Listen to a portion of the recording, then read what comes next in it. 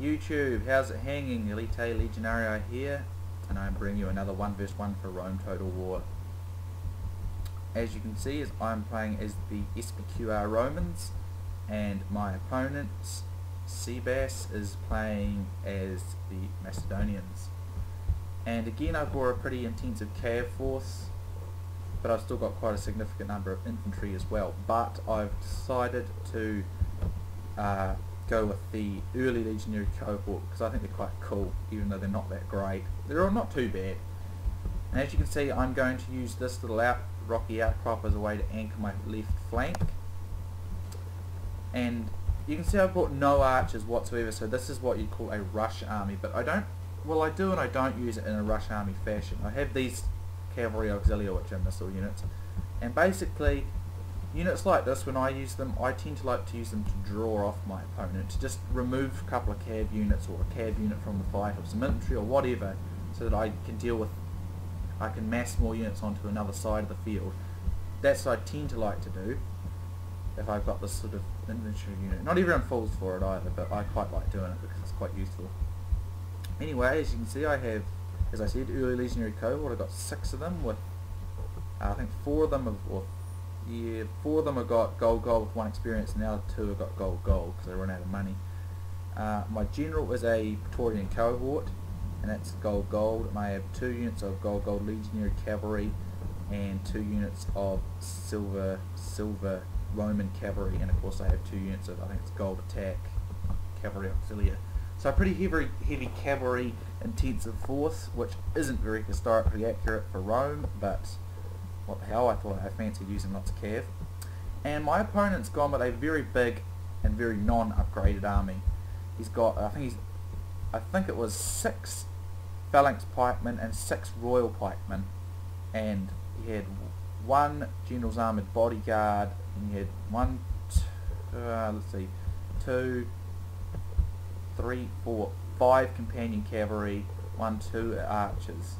2 Cretan archers rather, but none of this has upgrades, and you're going to see just how much an upgraded army will waste a much bigger non-upgraded one. As you can see, my peeler have done massive damage to these pikes, and I'm going to just get them engaged, but I need to be pretty careful because he's got way more infantry than me.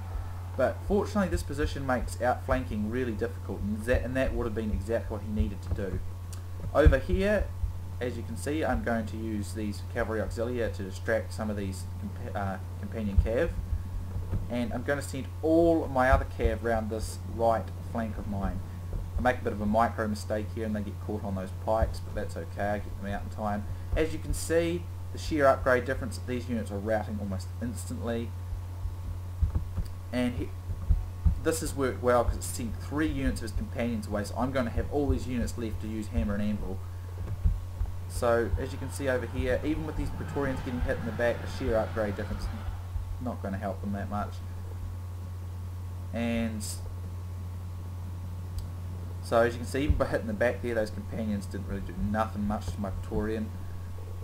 And over here I've crushed his right and my left with my early legionary cohorts.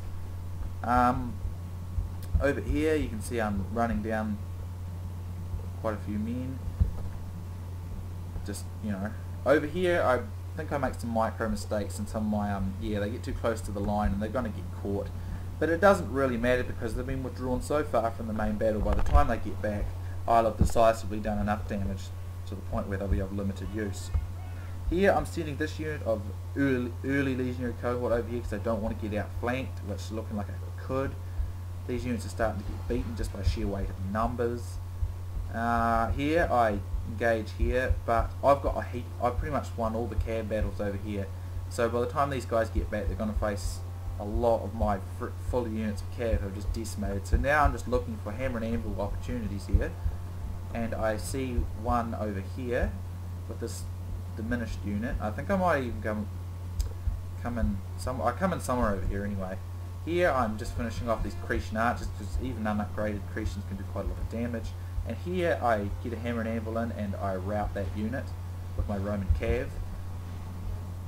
And here I'm sending in another unit of Roman cav into the backs of these Royal Pikemen, which hold for quite a while, but they will rout, I'm sure. Maybe not. Okay, as you can see, even non-upgraded, if not attacked by heavy cav in the flanks, Roman cav will last it out. The generals in this unit, so this is why this one's holding on so long, but he will rout in a moment, I'm sure. And as you can see, a few of these units start to rout over here, and as you can see, I've got them engaged on all sides here, and I'm going to just hammer and anvil my way to victory on this side. I don't even need to over here, it just routs for me. Now these two units will, well, I didn't get much of a charge here because of the way in which I did it, but that unit will rout. I'm going to withdraw here, and I'm going to send these early legionaries to surround here. I'll see this, I'm sure I spot this in a minute, and I'll go for that. Some more Cretians over here, which I'll use my Roman cav to get. This unit of Royal Pikemen routs. My early legionary cohort are standing up to this whole companion charge, but he's still got them clumped, and I can surround them, which I'm sending my cav in to do, and some more early legionary cohorts to come to assist. So basically I'm just going to surround them, and they're going to get quickly defeated because, as I said, the upgrade difference is just colossal. And as you can see, gods have filled the heart of the enemy general with fear.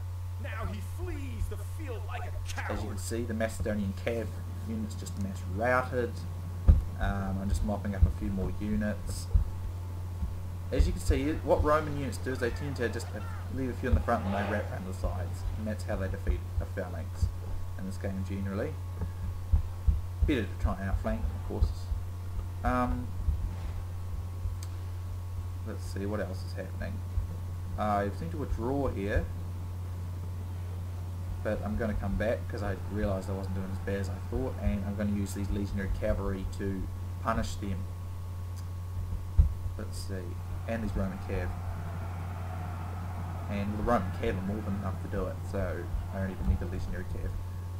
And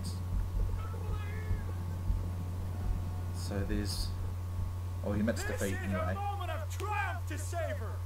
Roman arms have crushed the enemy.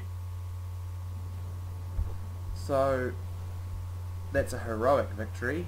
I deployed 865 men. I got 1,724 kills. My opponent Sebas deployed 1,901 men, got 386 kills. Now this battle is basically a perfect example of why quality is better than quantity. Sure, quantity can get you victory if you use it right, but it's quite hard to do, in my opinion, against high quality units. In this case, I made it difficult for him to surround because normally with a rush army like I had, I should have been right into the action, but because he had so many men, I couldn't get a man for man action type thing, so I decided to anchor my left flank and basically the back of my flank with my cav with the outcropping you can see up there. But anyway, my Victorian cav got 141, all my cav got over 100 kills, I think, except for the cavalry auxiliary, but this one got 54, so it did good. And they did their job fantastically. They distracted those three companion cavs while I just massacred the rest of his army. My early legionary cohort, they did real good too, but all my cav got up around 100 kills. And yeah, these early legionary cohort got like 150 to 200 kills apiece. So all in all, it was a good game to my opponent Sebas, and thanks for watching guys, and I'll see you next time.